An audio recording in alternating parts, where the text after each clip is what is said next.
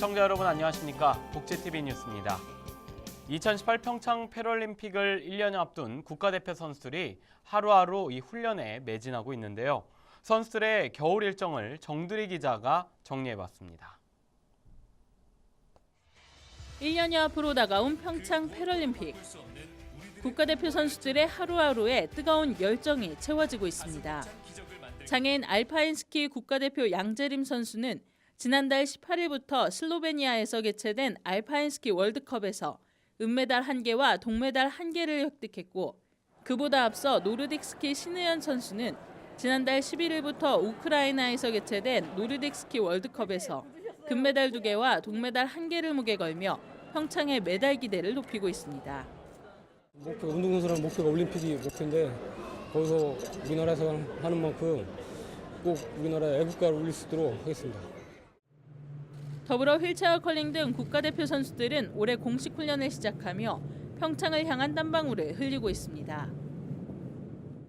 네, 저희는 그동안 훈련 장소가 없어서 많은 어려움이 있었습니다. 그런데 이번에 이천 훈련원에 컬링장 개관을 했어요. 그래서 저희 선수들은 우수한 지도력을 바탕으로 이곳에서 좋은 기술력과 체력, 강한 정신력을 이곳에서 땀 흘리면서 최선을 다해서 준비하고자 합니다. 특히 2018년 대한민국의 겨울을 뜨겁게 만들 동계올림픽과 패럴림픽을 앞두고 주 개최지인 평창위원에서 테스트 이벤트가 한창입니다. 총 29번의 국제대회가 펼쳐지는 이번 겨울, 패럴림픽을 점검하는 5번의 테스트 이벤트도 준비되고 있습니다. 가장 먼저 강릉 컬링센터에서는 세계 휠체어 컬링 선수권 대회가 3월 4일부터 시작돼 빙판 위에 치열한 두뇌 싸움을 펼칩니다. 이어 3월 10일부터 정선 알파인 경기장과 알펜시아 바이애슬론 센터에서는 장애인 스노우보드 월드컵 파이널과 세계 장애인 노르딕 스키 월드컵이, 11일부터는 세계 장애인 알파인 스키 월드컵 파이널이 연달아 열립니다. 그리고 4월 11일부터는 테스트 이벤트의 마지막 경기인 세계 장애인 아이스하키 선수권 대회 A풀 경기가 펼쳐져 박진감 넘치는 현장을 만날 수 있습니다. 복지TV 뉴스 정두리입니다. 다음 뉴스입니다.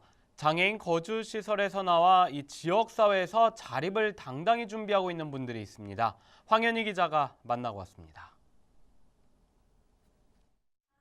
소파에 앉아 편안하게 텔레비전을 보고 있는 유정선 씨. 유정선 씨는 지난해 9월 송전원에서 나와 노원구에 위치한 체험홈에 살고 있습니다. 송전원은 설립 이래 장애인에 대한 폭행과 학대, 성폭력 등 인권 침해 논란이 끊이질 않았던 곳입니다. 이에 장애계의 탈시설 자립생활 계획에 따라 지난해 12월 1일 시설 최초로 폐쇄된 곳입니다.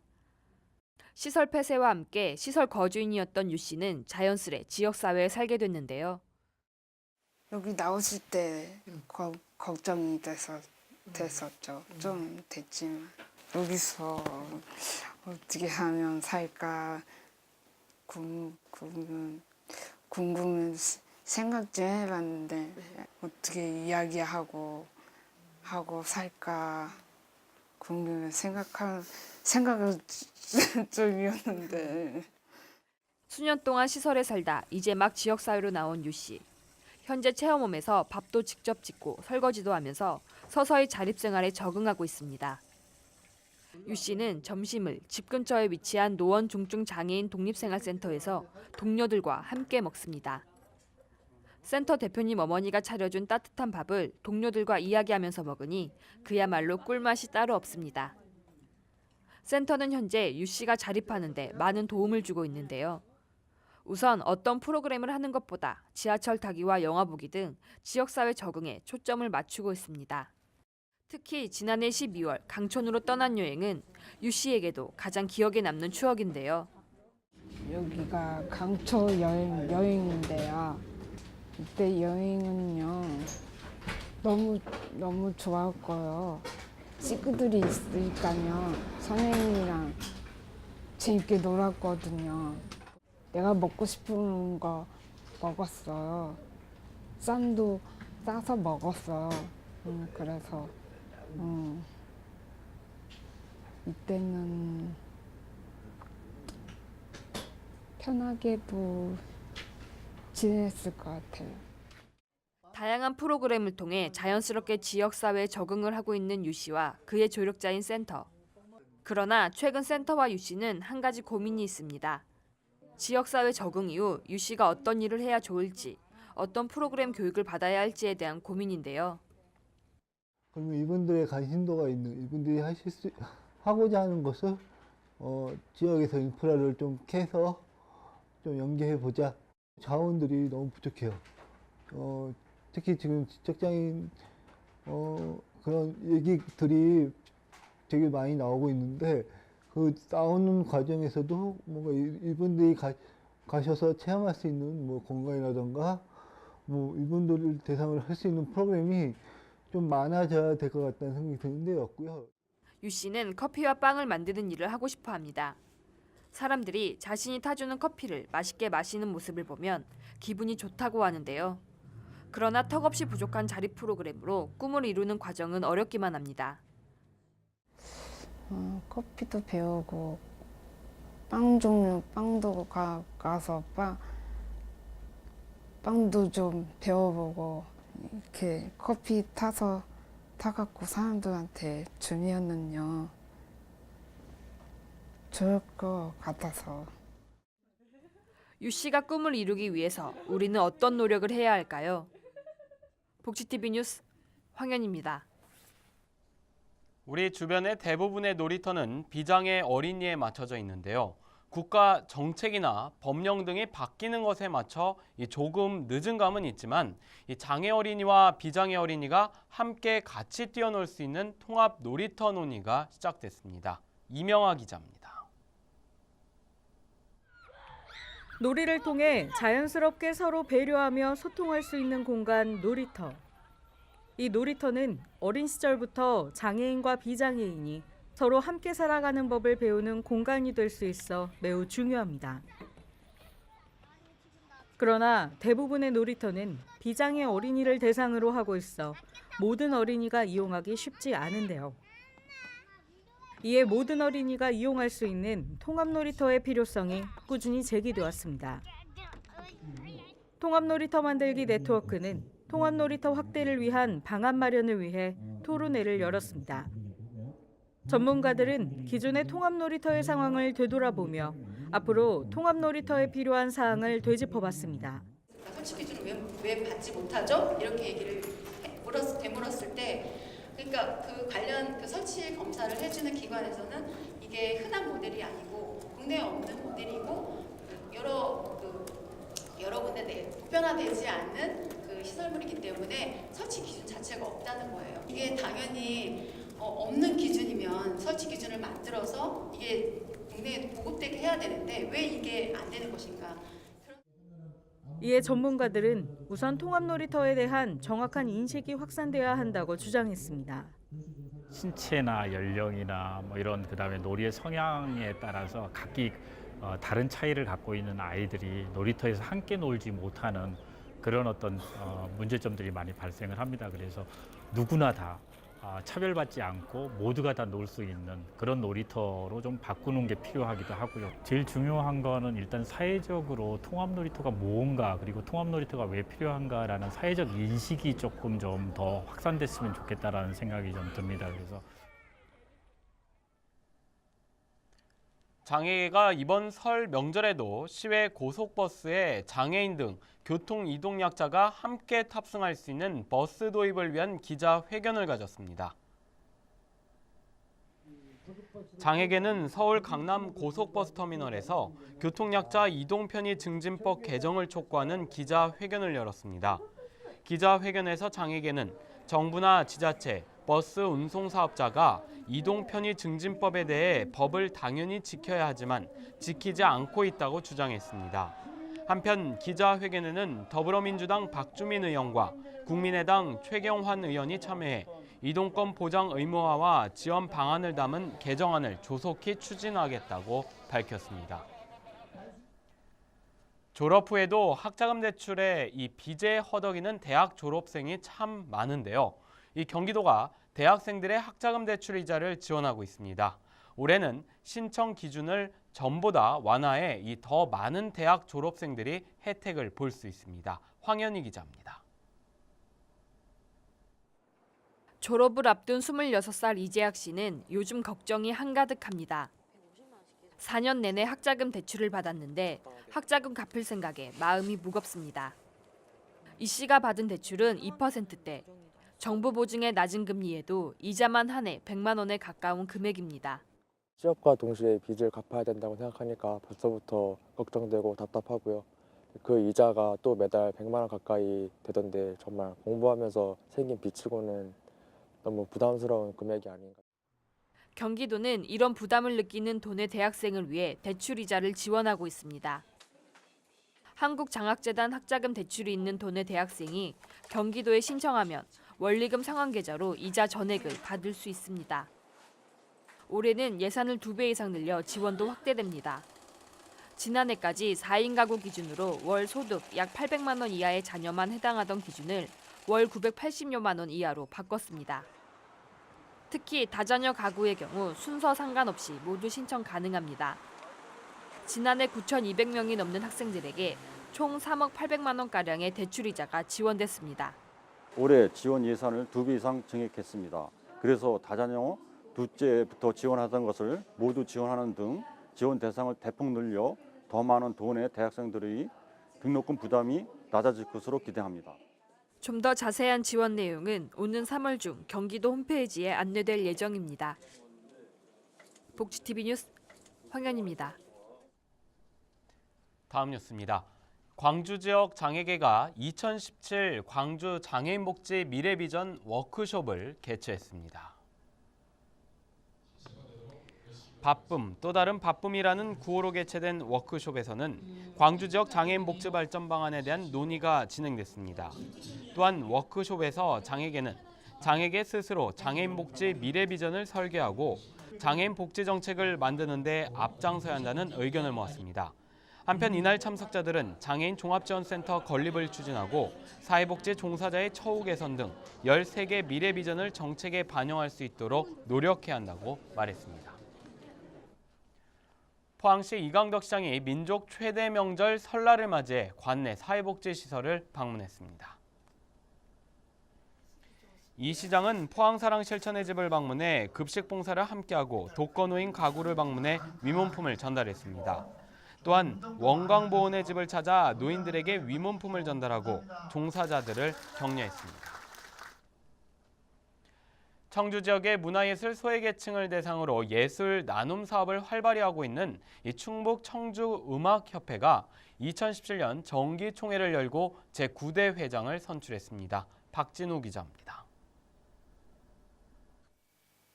존중받는 음악인, 신뢰받는 청주음악협회라는 슬로건을 가진 청주음악협회의 정기총회가 열렸는데요. 이날 정기총회에서 한국음악협회 청주지부 9대 회장에서 김상웅 현도정보고 교장이 만장일치로 선임됐습니다. 청주음악협회는 위상정립과 민주적 운영, 창작활동 활성화, 기초예술 진흥 등 문화예술 소외지역 예술 나눔 등을 통한 미래희망 프로젝트를 실행한 것을 목표로 두고 있습니다. 많은 선배님들께서 훌륭하게 이끌어오신 협회를 제가 더욱더 탄탄하게 다지는 그러한 회장이 되도록 노력을 할 계획입니다.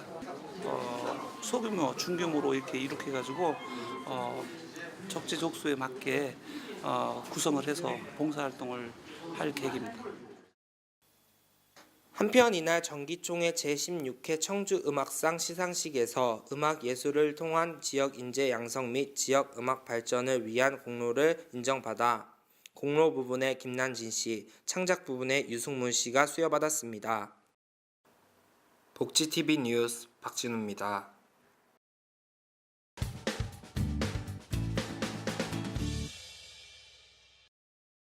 남양주시 장애인복지관은 지난 23일 성인발달장애인의 진로개발과 직업훈련을 위한 2017 꿈누리 직업대학 입학식을 진행했습니다.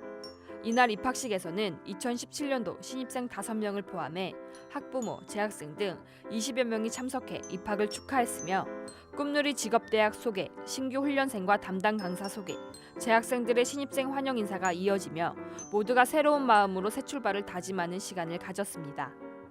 특별히 재학생들은 신입생 한 명 한 명과 환영의 인사를 나누고 직접 장미꽃을 전하며 입학을 축하해 주어 화기애애한 분위기를 연출했습니다. 남양주시 장애인복지관 최승철 관장은 성인 발달 장애인에게 일상생활과 사회 적응 훈련을 포함한 전문적인 직업 훈련 교육을 통해 발달 장애인이 사회 구성원으로 당당하게 설 수 있도록 지원을 아끼지 않을 것이라고 전했습니다.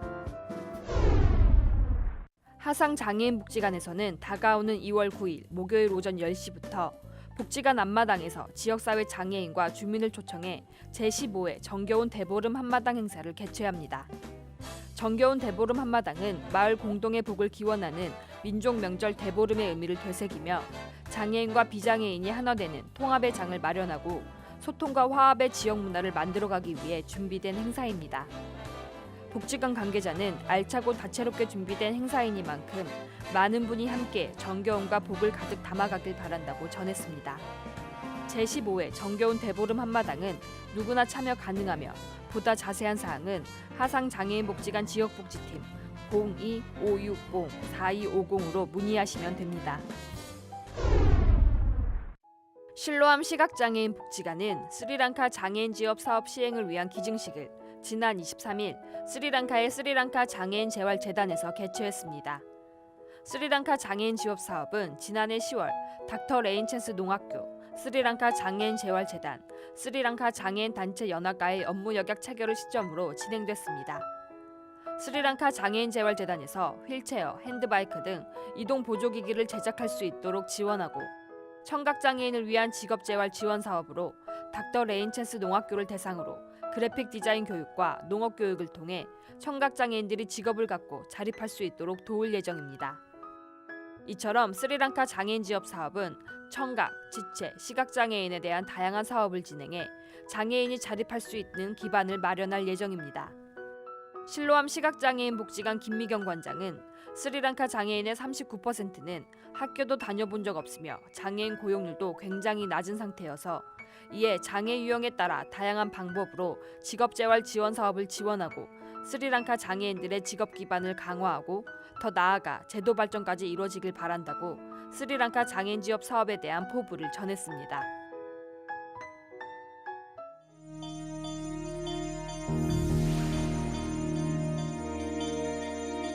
이어서 간추린 뉴스를 전해드립니다. 서울시가 어린이 청소년 정책에 관해 의견을 내고 새로운 정책을 제안하는 활동을 할 어린이와 청소년 100명을 2월 17일까지 모집합니다. 임기는 1년으로 참여를 원하는 신청자는 서울시 홈페이지에서 자기소개서와 정책 제안서 등을 내려받아 이메일로 제출하면 됩니다.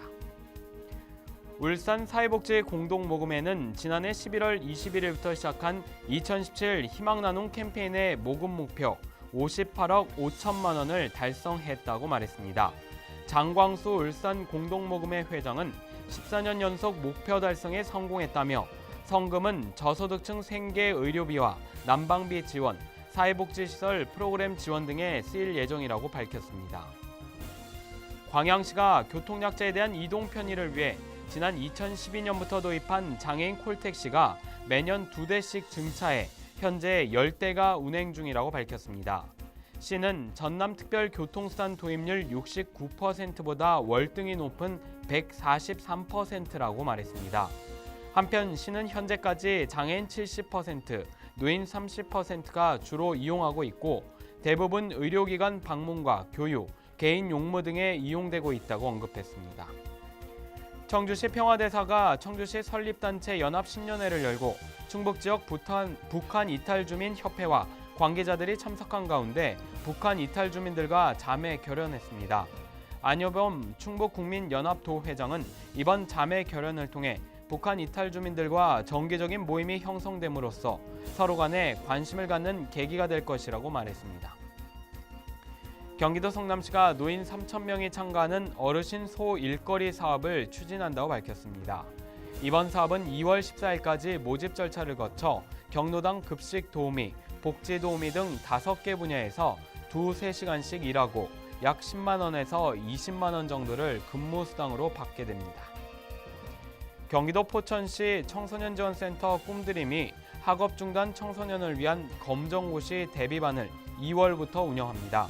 센터는 선착순 20명을 대상으로 1:1 개별 지도와 동영상 수강, 문제풀이 등 다양한 학습 방법을 제공할 예정입니다.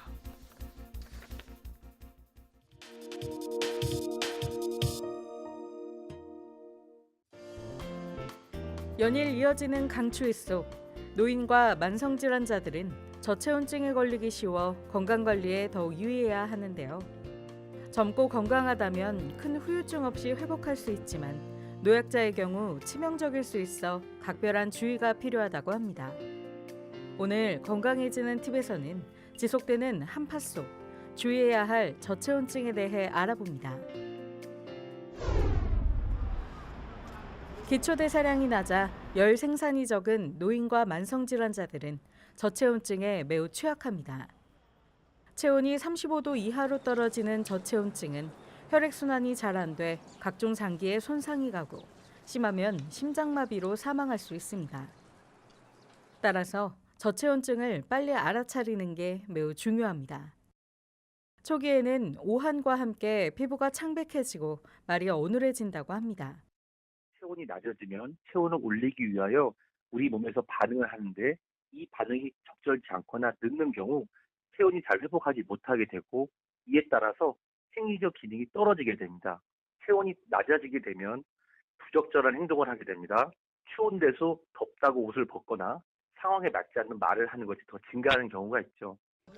젊고 건강한 사람도 체온이 떨어지지 않도록 장갑과 목도리, 마스크를 착용하는 게 바람직합니다. 젊은 사람이라고 하더라도 체온이 1도 이상 떨어지게 된다면 면역력이 30% 이상 감소해서 인플루엔자나 기타 호흡기 감염에 감염될 수 있으니 주의가 필요하겠습니다.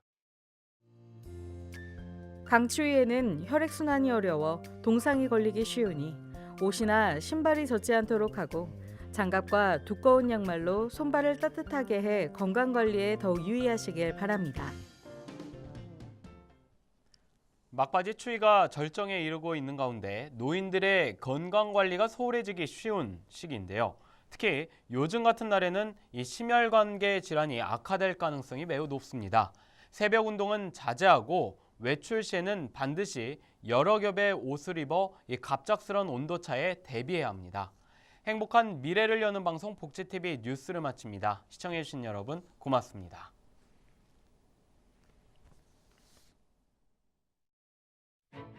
우리 주변에서 일어나는 불공정한 사례부터 억울한 사연, 따뜻한 미담까지 장애인 신문과 웰페어 뉴스 홈페이지를 통해 보다 다양한 소식을 접할 수 있습니다. 시청자 여러분의 제보를 기다립니다. 웰페어 뉴스 홈페이지 또는 전자우편, 전화번호 02-2655-9519로 많은 제보 바랍니다.